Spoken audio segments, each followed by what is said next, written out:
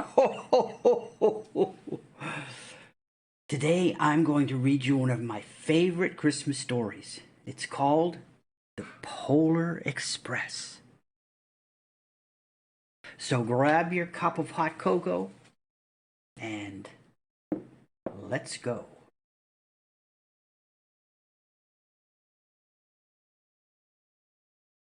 All aboard! The Polar Express. Story and pictures by Chris Van Allsburg. Copyright 1985 by Chris Van Allsburg. On Christmas Eve, many years ago, I lay quietly in my bed.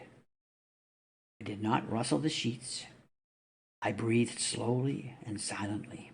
I was listening for a sound a friend had told me I'd never hear, the ringing bells of Santa's sleigh.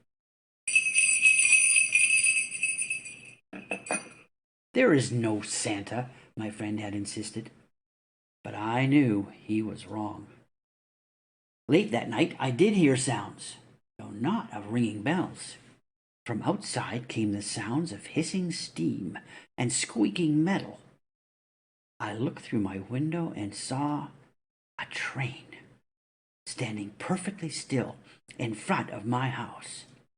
Ho, ho, ho, ho, ho, ho. It was wrapped in an apron of steam. Snowflakes fell lightly around it. A conductor stood at the open door of one of the cars. He took a large pocket watch from his vest, then looked up at my window. I put on my slippers and robe.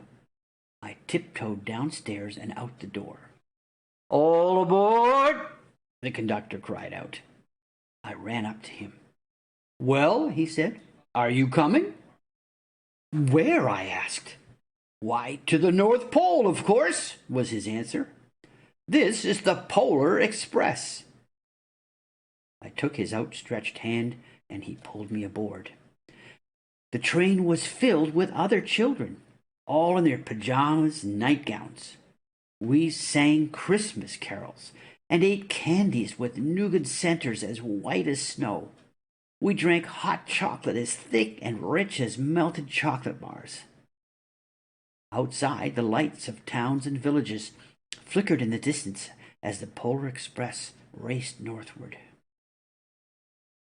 Soon there were no more lights to be seen. We traveled through cold, dark forests, where lean wolves roamed and white-tailed rabbits hid from our train as it thundered through the quiet wilderness. We climbed mountains so high it seemed as if we would scrape the moon.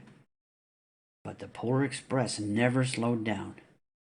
Faster and faster we ran along, rolling over peaks and through valleys like a car on a roller coaster. The mountains turned into hills, the hills to snow-covered plains. We crossed a barren desert of ice, the great polar ice cap. Lights appeared in the distance. They looked like the lights of a strange ocean liner sailing on a frozen sea. There, said the conductor, is the North Pole. The North Pole. It was a huge city, standing alone at the top of the world, filled with factories where every Christmas toy was made. We saw no elves at first. They are gathering at the center of the city, the conductor told us. That is where Santa will give the first gift of Christmas. Who receives the first gift? We all asked. The conductor answered, he will choose one of you. Look, shouted one of the children, the elves! Outside, we saw hundreds of elves.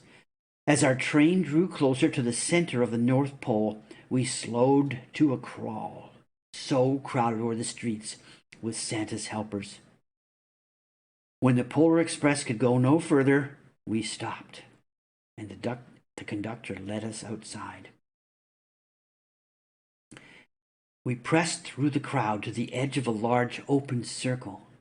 In front of us stood Santa's sleigh. The reindeer were excited. They pranced and paced, ringing the silver bells that hung from their harnesses. It was a magical sound, like nothing I'd ever heard. Across the circle, the elves moved apart, and Santa Claus appeared. The elves cheered wildly.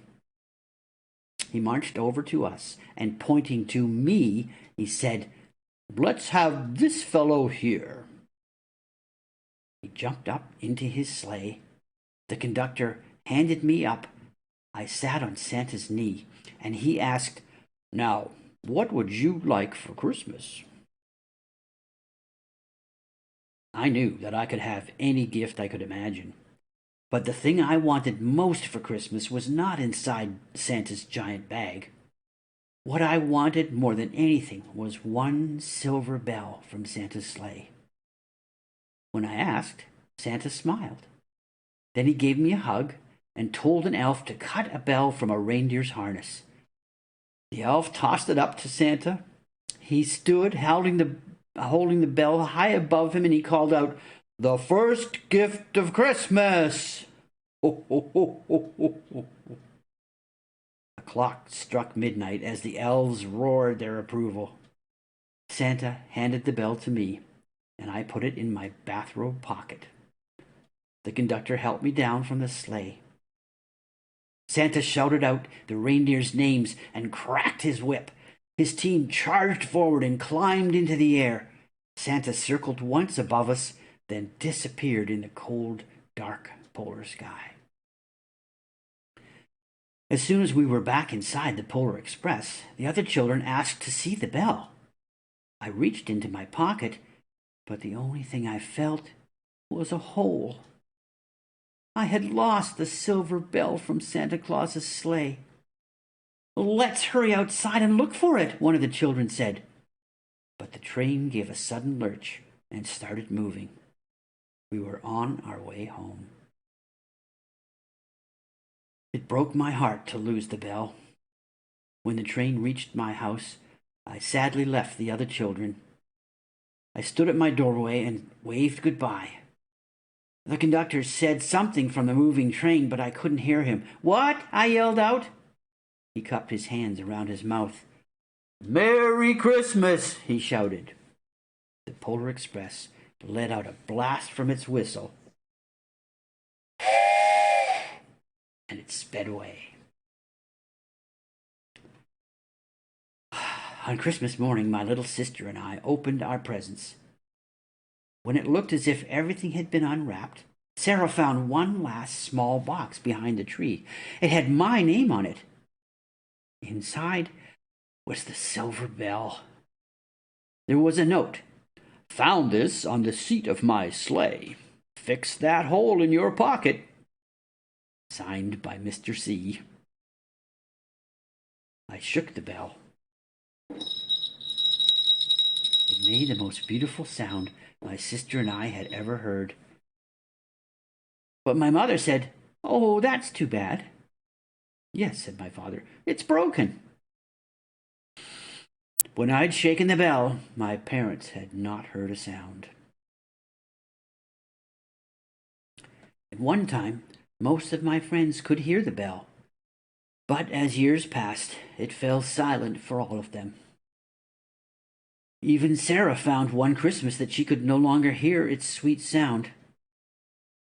Though I've grown old, the bell still rings for me, as it does for all who truly believe. The end.